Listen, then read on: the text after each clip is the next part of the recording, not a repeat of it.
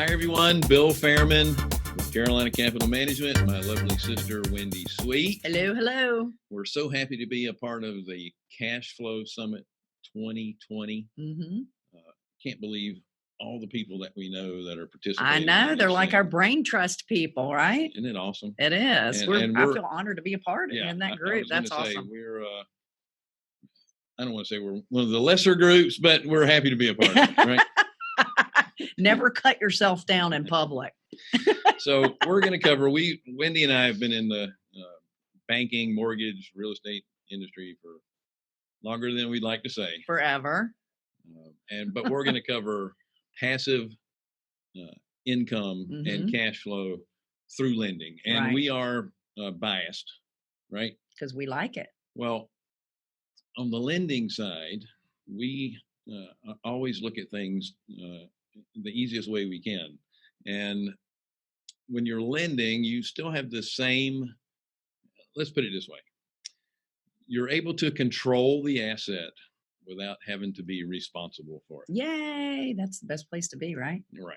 So, the downside of this is you don't get tax deductions for lending like you do owning the property, but the offset is, again, you have a lot less responsibility. Right. Or if you have kids that drain you dry, you can always expense them out. That's right. So let's get into it. So as you know by now, our presentation is passive income through lending. So let's get the disclosures out of the way first.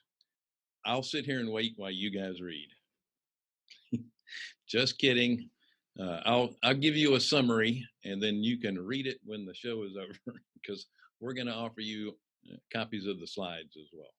So basically what the disclosures are telling you is that this is educational purposes only. There are no offers to buy or sell securities. Investing has risk associated with it.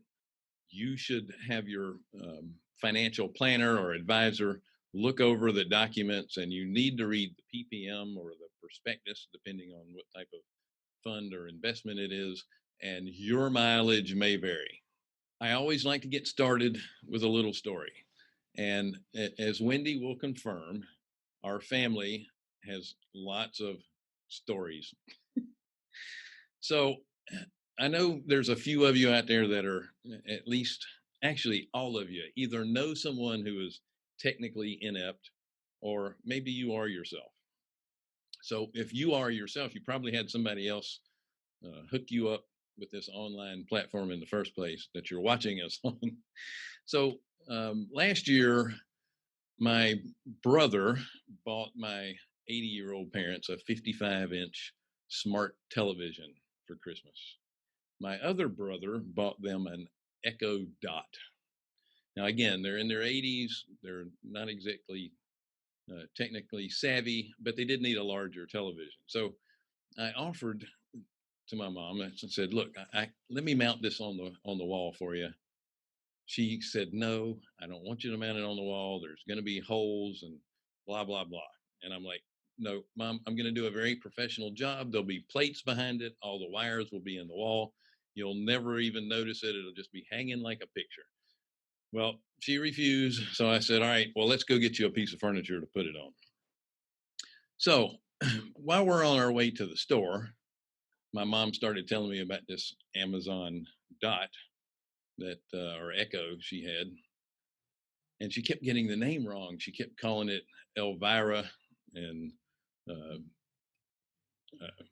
what's her name, Alexia. She kept saying Alexia. She did say Elvira once. Couldn't get it to answer. So we were kind of laughing about that. When I get back to the house, I've got all the wires disconnected, including, the cable and the internet. And my mom was walking past this Echo Dot and she happens to say, "Alexa, the proper way." Alexa says, "I'm sorry, I can't seem to get an internet connection." So I look at my mom and her eyes are as big as saucers. And I know she's freaking out because she thinks the internet's broken. So I told her, "It's okay, Mom. I've got everything disconnected here. As soon as I finish hooking this up, It'll all be back on and Alexa will work just fine. So what does she do? She walks over to the Echo Dot and says, Alexa, it's okay. My son is hooking up our new television and he has the internet disconnected. And when he hooks up, you'll be working fine. And I'm falling out at this point. She looks at me and she goes, what? I said, it's not a person, Mom. It's just a voice activated device. And she started shaking her head. She said, you're going to use this in one of your presentations, aren't you? Absolutely. So who are we, or who we are? Let me give you a little bit of background. Wendy and I have a combined mortgage lending experience of 50 plus years.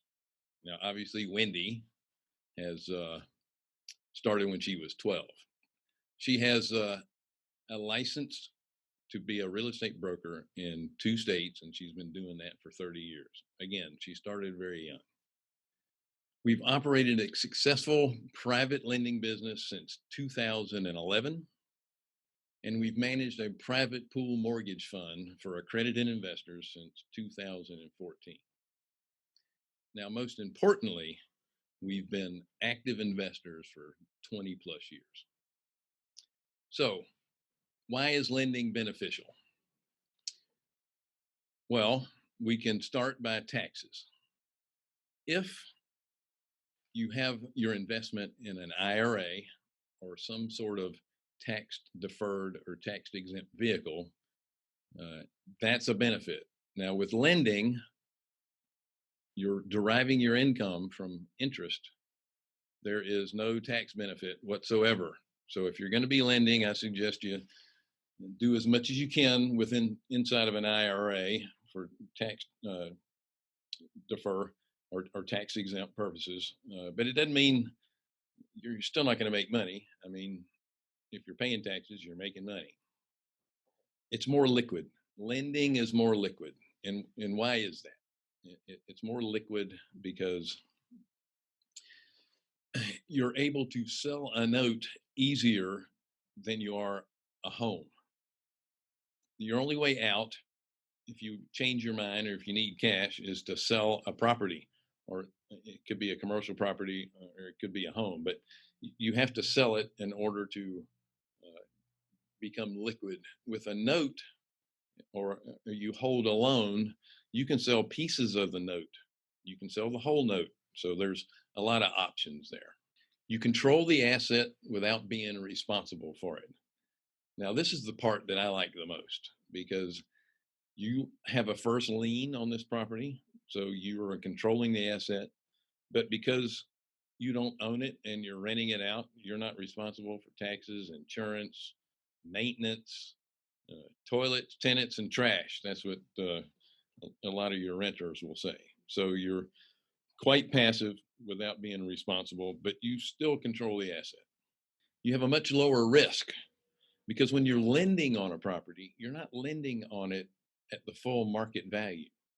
You're typically going to be lending on it in our side of things, in the private money, hard money arena. You're typically going to have a 30% cushion. So you're only going to lend about 70% of the market value, or the after repair value.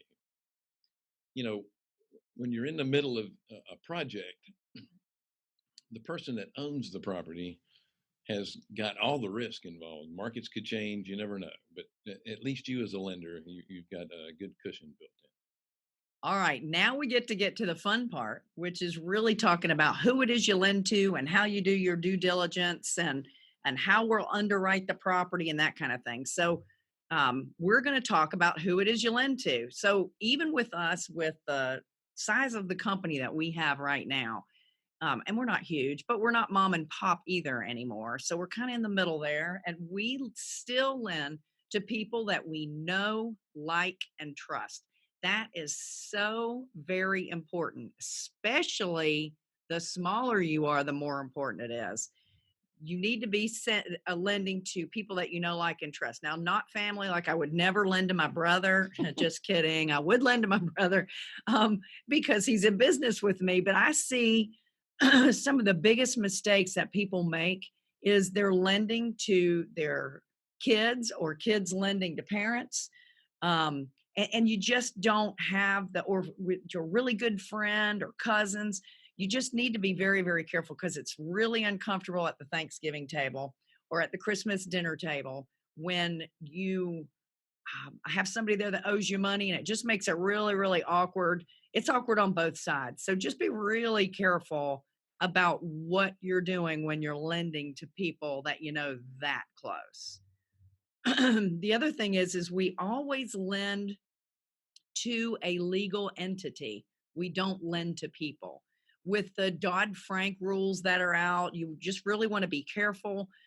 Also, a usury law in your state may only take place if you're lending to a person and not a legal entity. So there are a lot of reasons you want to lend to that legal entity. Now, when we do lend to the entity, we also have them sign a personal guarantee, but we make sure that we are lending to a business and not a person. Although we underwrite it as a person, we lend to a legal entity in every There's case. some licensing requirements as well. Yeah, it depends on the Consumer. state. It depends on the state, whether you're lending to a consumer or a business. It's just a lot safer to go with the legal entity.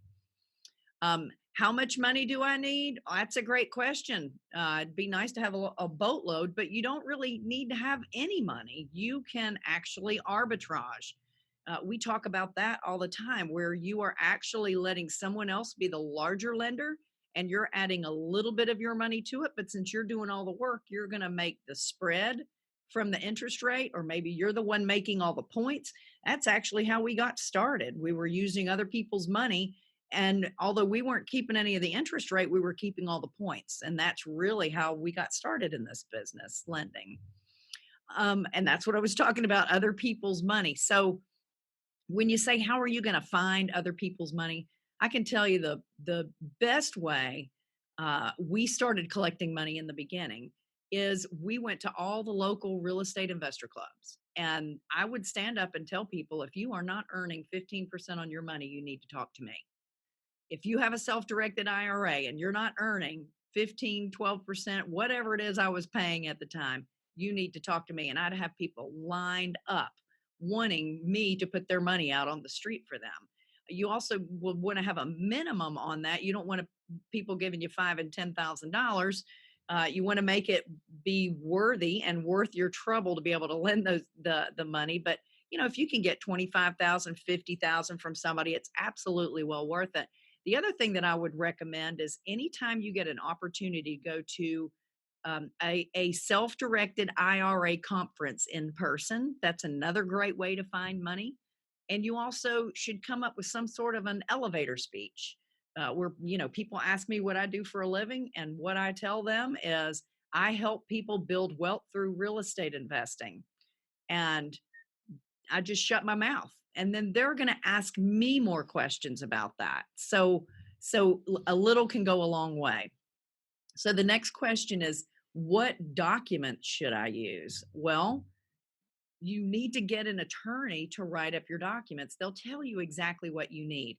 And it doesn't matter what your term is, what the rate is, how long is the loan going to be, who is it you're lending it to, what are the payments, anything that you have that you've come up with for the terms that you'd like to have in your loan amount or your loan product that you have, your attorney can come up with the documents that you need for that. So we always used an attorney for that kind of information. Of course, we have one in place that we use now that's, I don't know, over 70 pages. It's not small. I mean, but you don't need it to be as large as ours. Even when we first started lending, I think it was a 2-page document. Gone are those days, but it doesn't have to be that long, and your attorney can absolutely come up with all the things that you need on it. One of the other things that I want to make sure that you do, that we do every time, is you must get title insurance on the property. That title insurance is one of the most important pieces of paper you'll have in your hand. You need to get lender's title. Now, the borrower will also want title insurance, but as a lender, you need to have title insurance. Mistakes happen all the time. I don't care how many attorneys' hands are in the pot. but you need to make sure that everything's done right and that you're covered when it's not, because there's a lot more mistakes that happen um, that you really don't expect. So be careful about that. Get that title insurance in place. The other thing that you can do is you want to make sure that you have a hazard policy or a builder's risk insurance policy in place for the borrower. The borrower, of course, is going to be paying for it. And when you say hazard or builder's risk is really in place for what we call a large rehab. Many of the insurance companies have in place that if the rehab amount is more than 1/3 of the total investment of the house or the total cost of the house. If the just the rehab part is more than 1/3, then you need to have builder's risk. If it's a small lipstick on a pig kind of thing, then a hazard policy will certainly work, which would really be some sort of a vacant hazard policy. But builder's risk is really important. You know, it covers if somebody's dropping off siding or lumber and they leave it in the yard and it disappears the next day. They cover things like that. It's really, really important to have that in place. And you as a lender need to be on there as Well, additionally yeah. insured. So the lender would also absolutely be the mortgagee in place for that kind of insurance. Absolutely. Assignment of rents. People take out loans with every intention of paying it back.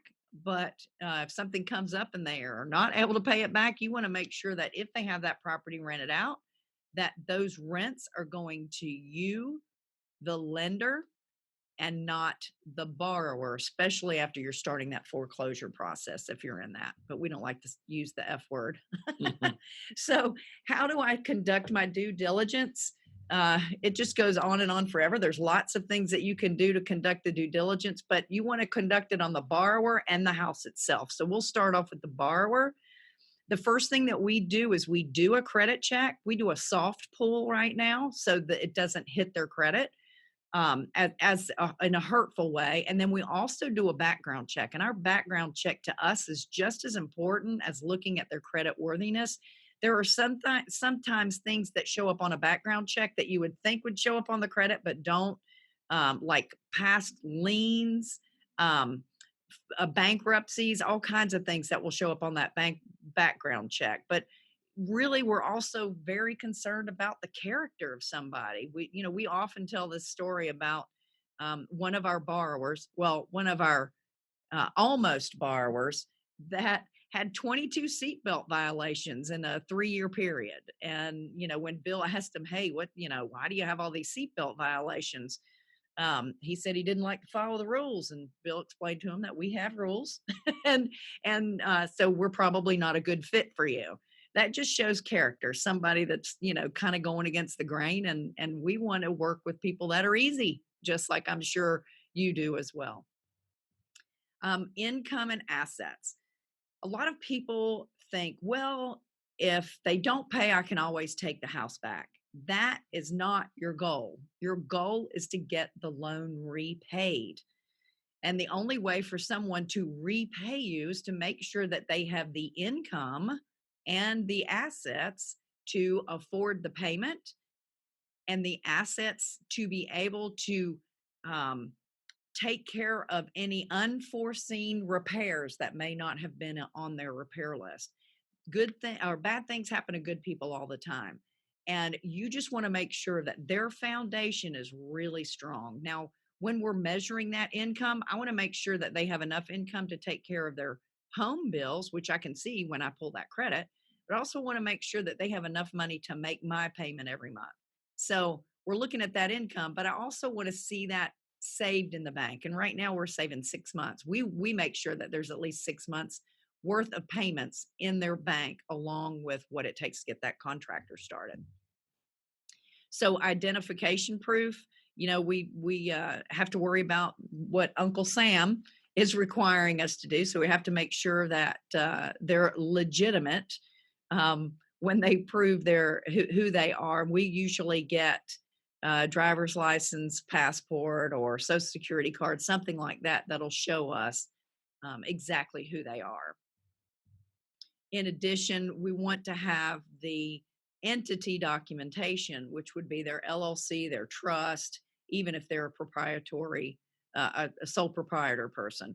We want to make sure that we have some sort of entity documentation on that. And what that means is that we're going to want to see if they're an LLC, we're going to want to see their um, operating agreement, and where their articles of incorporation. We also really like to see that piece of paper that they get from the IRS when they're being assigned an EIN number. That's we like to see that. We don't absolutely require it, but we'll push it to the limit to make sure we can see a copy of that as well. In addition, about that entity, let me say this too. We get bank statements on their company. We want to make sure that they have a bank account with their entity name on it, because we will not release money to the person. We release money, the draws, we release money to their company name. So now we're going to talk a little bit about the property. We get an appraisal on every loan that we do. We want to see the subject to completion, the ARV, after repaired value, and we also would like to see what it's worth now. We don't put a whole lot of value on what it's worth now. There are a lot of companies out there that do, for various reasons. It doesn't matter as much to us as does the what the after repaired value is. We kind of look at it as if we're holding on to all of the rehab money. So we're never going to be in that house any deeper than that 65 or 70% after repaired value loan that we're making on that property. So we want to make sure that we know what that after repaired value is. There's a lot of people that can pull comps. They'll get a real estate agent to pull comps. I'm a real estate agent. I've been a real estate agent. I've had my broker's license since 1982, which is a very long time. I know I seem ancient, but I'm really not. And even as long as I've been doing that, and there's many other agents that have been doing a long time too, the appraisers look at different things than what agents are looking at. And appraiser is they have limits. They have better guidelines that they have to go through on when they're pulling those comps, when they're coming up with pricing. And it's really, really important to have an appraiser do that rather than just go off of a BPO, which is a broker's price opinion. Broker's price opinion will be a good range for you to go by, but an appraisal is going to be much more on the money for what you're looking for. The other thing that we do is we validate the repair cost. Now, for some people, this can be kind of tough if you don't understand what it really costs to put in a new bathroom or a kitchen and what level they're going to be doing that in. Are they going to put in granite? Are they going to be putting in quartz? Are they going to tile the bathroom floors? Are they going to do linoleum? All of that is a different cost in how you're going to repair a house. So, and of course it goes along with what the after repaired value is. You know, you're not going to repair a $500,000 house to the same type level that you would repair a $120,000 house. It needs to really match what the house is. So it's really important to understand what that repair cost is. Sometimes we'll get people who are they're contractors themselves, and they're going to tell me, oh, well, since I'm doing the work myself, or my uncle is my repair guy and he's going to give me a really good deal. That's great. But my repair sheet needs to include realistic repair costs, because if I have to take that house back from you, your uncle's not going to finish the repairs for me at his cost. So I need to make sure that I'm covered in my repair costs, because remember, that's how I'm keeping myself at 70% of the after repaired value and below. I want to make sure that I have all the funds needed if I have to take that house back tomorrow. And we look at every property as if we have to take it back tomorrow. The next thing that I would always recommend people do is an inspection. I would do an inspection when I buy the property to begin with. It's, you know, you can get them for under a couple $100, and it's a great insurance policy because they'll go in the crawl space, in the attic. They'll look at things that even your contractor in many cases will not take a look at. Sometimes they have tunnel vision and they just see what it is they think needs to get fixed and what's easy for their company to fix. But you want to make sure you get an inspection on that property. So let me go back one more to the inspection. So one of the other things that inspection could mean is when we're holding that draw money in our account and somebody puts in a request for, oh, I don't know, kitchen cabinets to be that were installed and the bathroom tiles been laid or whatever it is they're asking us to come out and look, we actually go out and inspect that property. We make sure that we have somebody going in to make sure that not only the kitchen cabinets are sitting in the kitchen, but that they're screwed in, that they are installed, and that that tile is laid. It's absolutely installed. Not that I've got 10 pieces down and I'm waiting on 70% of the rest of it to be done. We make sure that it's absolutely completed before we release any money on it. So who services the loan? There's a couple of ways to make that happen. You can pay a servicer to do that. There's several companies out there that will service loans, not only on a one by one scale, but they'll also do it. They'll service, several properties that you have, and of course the costs are going to be different with each one, and what they do for you is different on each one. And you need to ask them questions about what it is that's included in their servicing. Sometimes if the payment's late, some servicers, won't let you know that the payment's late. They won't follow up on the borrower to find out why the payment's late. And sometimes they'll collect money up until like the 10th of the month, and they won't pay you until the 20th. And they only pay you once a month. So if it comes in on the 21st, you won't get that payment until they pay of the 20th the next month. So they're holding on to that money for a while. So make sure you ask those questions about when they're releasing that funds to you, the lender, what they do to follow up on a borrower that may be late, and those kind of things. You need to ask about that. Also, if you collect, all those things that I just mentioned are things that you're going to have to do. It's just like collecting rent. You just need to make sure that you're following up on that borrower. You can even pre-print. Uh, you can have it ACH. You can have it PayPal. You can pre-print coupons. That's the word I was looking for. You can pre-print coupons, especially if you loaned out of your IRA.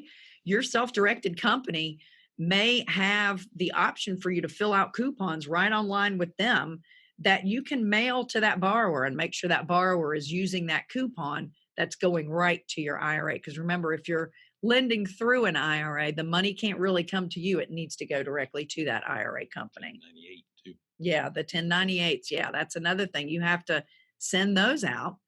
And that's basically the interest that the borrower paid you. Right. And you have to send those out just like if you were sending out a 1099 to somebody. That's right. It's got to be it's a lot above easier board. to have a servicer. Yeah, and you need to make sure that the servicer is doing that. That's another great question you need to ask them as well.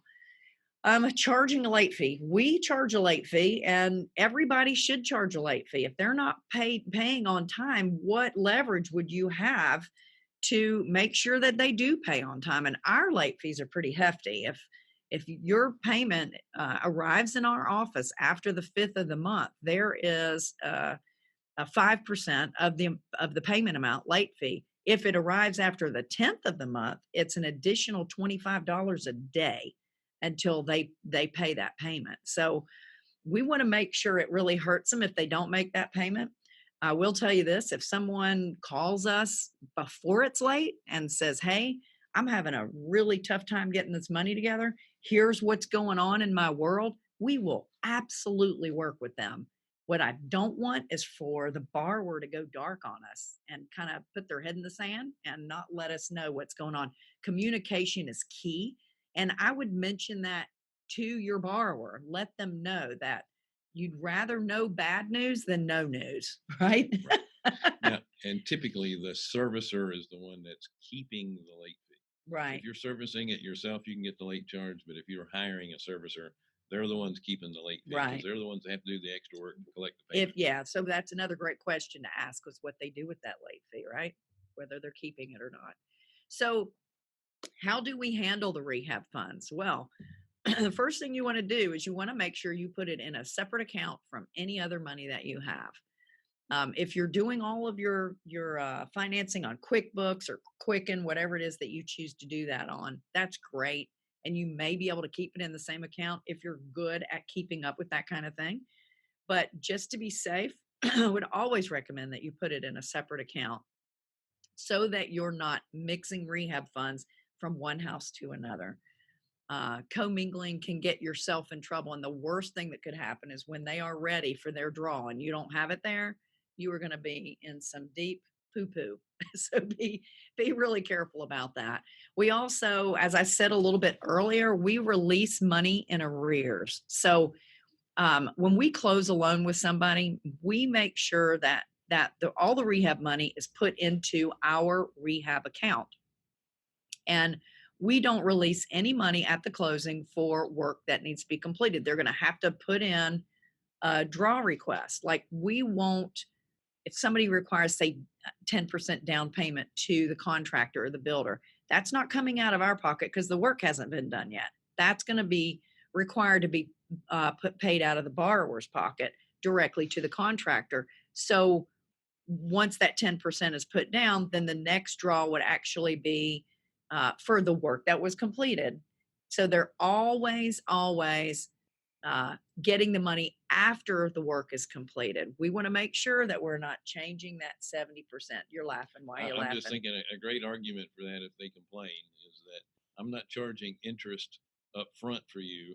That's I'm right. getting it in the rear. That's so right. I'm not paying you for your rehab. That's true. Up front. That's true because interest is paid in arrears as well. So they'd be going to Jamaica or someplace fun, right? So, and I mentioned this before too, we do an inspection every time. I never allow a borrower to send me a picture of completed work. Some of them are very skilled at taking a picture of just a little bit of what they've done and making it look like everything's completed, right? So we want to make sure that the work is done in full that we're releasing for, not only done, but done well. We care about that there are no corners cut because, it's going to only hurt the value of the house if they're cutting corners on something like that. So how do you come up with the payoff? Well, it's pretty easy if you are an interest only lender, because then it's just basically the loan amount plus the unpaid interest. That's really, really, really simple. If you are doing a loan for someone that includes the principal and interest, I always use this calculator, this Brett Whistle calculator. And we've misspelled whistle. It's not whistle. It's the correct one. Whissel is the correct spelling of his name. I'm glad we caught that. Okay. So I did it. Yeah, it's Sorry. all Bill. I wasn't going to throw him under the bus, but since he's going for it, I'm gonna run over it a couple times. The web address is correct. The web address is correct, and I got to tell you, this calculator is really, really cool. You can you need to play around with it, but it'll allow you to figure out balloon payments and all kinds of stuff, and then it'll allow you to print out the amortization schedule. That's kind of hard to say really quick. So it'll let you print that out so that you have a copy of it and your borrower has a copy of it. So everybody knows exactly what month that payment was made, where you are on the interest owed, the principal owed. It's pretty cool. It's pretty cool. So it may be misspelled, but look how pretty the images are. I'm really impressed. You're amazing, Bill. So how can we do this again? Well, you just rinse and repeat all. And the key is when you need to stay in touch with your borrower. Don't just lend them money and run away or expect everything to go smoothly. Communication is everything. You want to know how they are getting along on their project. You want them to be able to tell you, gosh, I've been through 3 contractors. I've been really disappointed in this, or when I opened up this wall, we had termites, we didn't expect it. You want them to share those things with you. You want to be able to help them too. If there's, another contractor that you can refer to them. If there's a pest repair, pest damage repair company, you can refer them to. Um, there's all kinds of things that you can do to help them. Sometimes it's just listening to what they've got going on. It also helps you understand that the next time you do a release, you need to make sure, a draw release, you want to make sure that all those things that were messed up that they didn't expect are fixed, because you're not paying for that. You're paying for the things that are on your list. So you want to make sure that uh, that they just continue to have the wherewithal to continue to make the payments, and that they're in a good place. So the other thing too is you want to know where they are in their repair calendar, because when you know they're putting it on the market, they're getting ready to get it sold, you want to make sure that you have your next guy in line. So when you get that loan paid off, your next one is ready to be uh, funded again. Keep in mind, though, that most closings don't take place when they're supposed to, right? Correct. I'd say 75% of them don't happen on the day, in the investment world anyway. They don't happen on the day that you expect. So give yourself some lead time on committing to the next guy coming up. Now, if all of this sounds pretty complicated, there's a lot of moving parts, Yeah, there are a few. and you don't want to have a second career. There are plenty of companies like ours Yeah, that will put you in loans, and we do all this work. yeah, yeah, absolutely, So, absolutely. and again, it's not just us. There's other companies out there, but Hmm. we can certainly put your money to work as well. That's right. Tomorrow. All right. So I guess it's time for my side of the passive income through lending. Okay, that's not fun, but you go right ahead. Okay, let's talk about passive investing through private placement funds. Typical fund types: you have a private mortgage lending, that's what we do. Property holding funds, so that would be if a fund got together, they're pooling money to buy properties to hold for rental purposes. And then opportunity funds, you're going to have uh, exactly what it says. It's an opportunity. I can buy a note at a discount. I can make a loan at a really good return. I can buy a property at a discount, and perhaps we're going to fix it up and sell it within the fund, or we're going to sell it as is at a profit, from the fund, or it's going to be held for income. I want to start with lowest to highest risk, and what I mean by that is by your collateral. So your lowest risk is always going to be your owner occupied single family residence. Your highest risk on the board is going to be your single purpose commercial or raw land type property. So here are two examples of a single purpose commercial property. You can see in the back, there's a sleep in, so there's a hotel. And really, the only thing it can be is a hotel going forward, unless you're in some sort of a resort where you may be able to do some sort of a condo conversion. But the rooms sizes themselves, they're too small to convert to anything else other than a hotel without spending major amounts of money. The same is true for the Sonic restaurant. I mean, your customers are in their cars, and then you have the kitchen inside. This is only going to be a drive up restaurant. So, why is it most risky? Well, there are fewer people that are going to be interested in purchasing one of these types of properties. Number two, to make it anything else, it's going to have to undergo major renovations, or typically what they do is if they like the spot, they're just going to knock it down and build something else there. Okay, lending funds. Typically, the strategy is non-owner, owner-occupied, single-family non-owner occupied, single-family, fix and flip construction loans. They also do value-add, multi-tenanted commercial properties, bridge loans, which is pretty self-explanatory. You're bridging the gap between an acquisition loan. I need to buy it right away, but I can't get the bank to do it quickly. So I need to get this shorter loan that is going to bridge the gap between this and my permanent loan. The strategy on a lending fund is income or growth primarily through interest payments and fees that you receive on your loans. So here's an example of a non-owner fix and flip construction.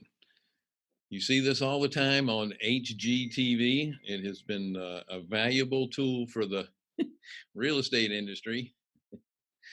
The funny thing is, you take this, beat up, old, in serious need of help property, and you turn it into this beautifully restored home, and they do it in 2 weeks, and everybody makes money, and everyone's happy. In reality, this is a 7 to 14-month job right here. It may even take longer because let's face it, we were talking about the risk to the borrower.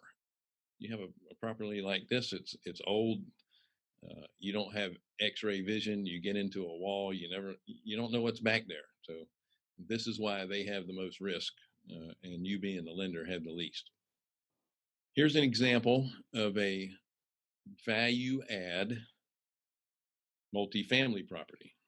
So what's the deal here? Well, as you can tell, this apartment complex was in serious need of repair, very low occupancy. Typically, it's a mom and pop owned and operated uh, apartment complex, and they're either ready to just move on and retire, or maybe the main owners have passed away, and now the heirs have it, and they don't have any interest in being real estate landlords. So you purchase this property, you get it at a good discount because it needs help. Um, the lender or the fund provides the acquisition and the construction money to fix this place up and then get it rented back out. Okay, so here's the finished product. As you can see, it's in much better shape. The goal here for the borrower is to fix it up, get it tenanted to market rents, and then have a conventional lender come in and refinance it and pay off the fund. So these types of projects typically take anywhere from 12 to 24 months. Some of your commercial lenders that will do the permanent loans on these, they want to see sometimes 12 months worth of rental history before they'll refinance it. And then in some cases, the borrower just wants to refinance it in order to keep the income, or they're fixing it up and someone else will come in and buy it from them at a profit. That's happened uh, in our case, in several uh, customers. They just went ahead and sold it because they were getting a lot more money for it. Okay, property holding funds. So typically what they're going to do is they're going to purchase multi-tenanted commercial. It doesn't have to be a multi-family. When I say multi-tenanted commercial, it could be a small strip shopping center. It can be a multi-tenanted office building. It could be multi-tenanted storage, and that includes self-storage, but you also have warehouse buildings that have many individual units in it. And the reason you want to do multi-tenanted is that, as I was explaining earlier, is that when you have a single purpose commercial entity, if you end up as a lender, if you end up having to take that back, it's going to take you much longer time to sell it, get the money back, and get it reinvested. And you don't want to sit on it, so you're going to discount it quite a bit to sell it quickly.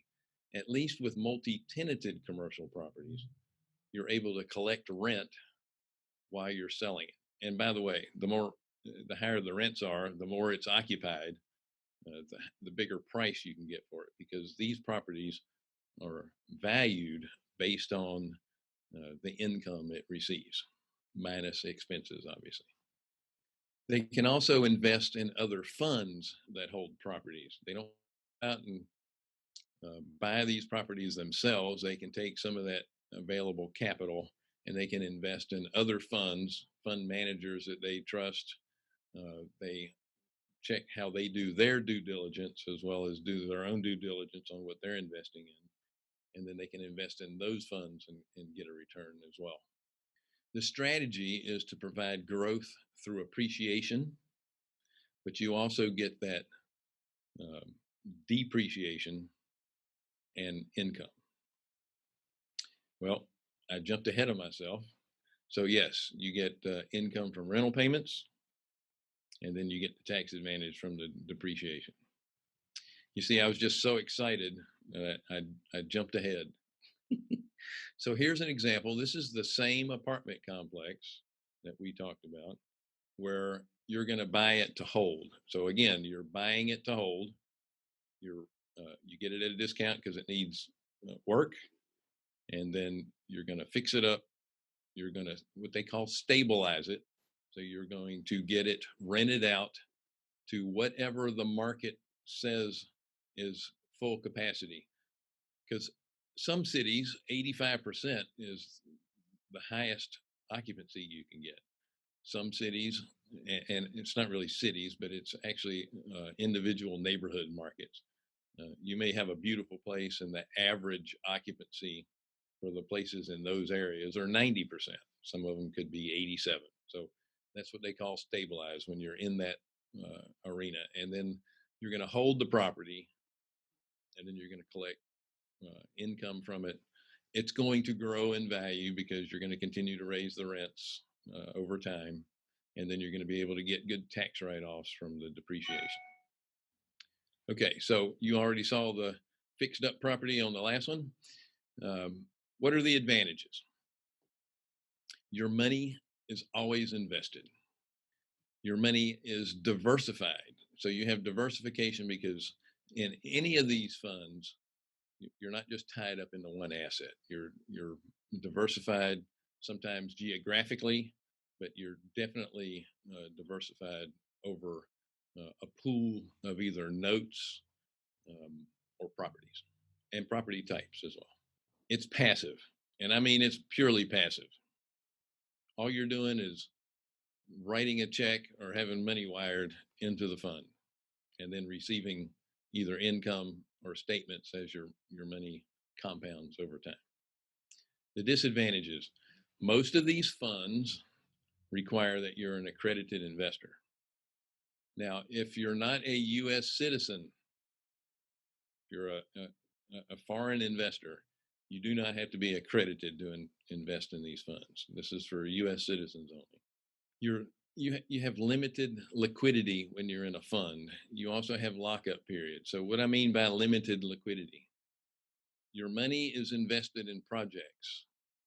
In the case of loans, you can't say I need my money back because the fund manager can't go to someone that they lent money to and say, I'm sorry, one of my investors needs their money back, so I'm calling your note due.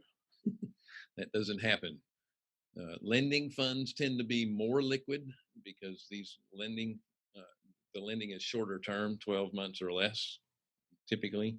Your property holding terms are usually for a fixed period of time, 5 to 7 years. So you have to be willing to keep that money tied up for 5 to 7 years.